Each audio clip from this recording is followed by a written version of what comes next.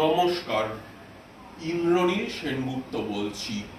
কবি শুভ দাশগুপ্তর ভাববেন না যেন বেঁকা ল্যাজ কখনো সোজা হয় না, কাক কখনো কোকিলের মতো গান গায় না, নেতারা কখনো ভুলেও সত্যি কথা বলে না। এসব আমার কথা নয়, মহাজ্ঞানী মহাজনেরা এসব কথা মহাভারতের সময় থেকে বলে আসছেন। মধ্যবিত্ত বাঙালিরা সর্ববিদ্যা বিশারদ হয়, পয়সা থাকলে 7 খুন মাফ হয়, হয়েই থাকে। ছাপানো কর্মসূচিতে যা লেখা থাকে কোনো দলই তা মানে না।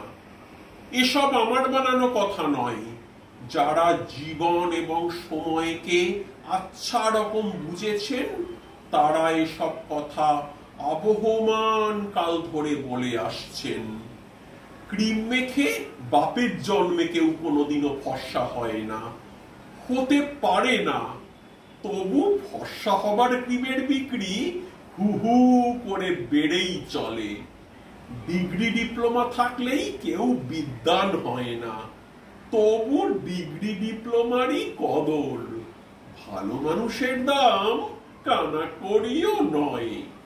এসব আমার মতো অর্বাচীনের কথা নয়।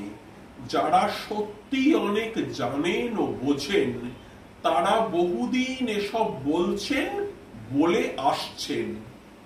যাক, আমরা আর কবেই বা জ্ঞানীগুণীদের কথা মেনেছি। রামকৃষ্ণ, বিবেকানন্দ, রবি ঠাকুর কতই তো শেখালেন, আমরা শিখলাম কই?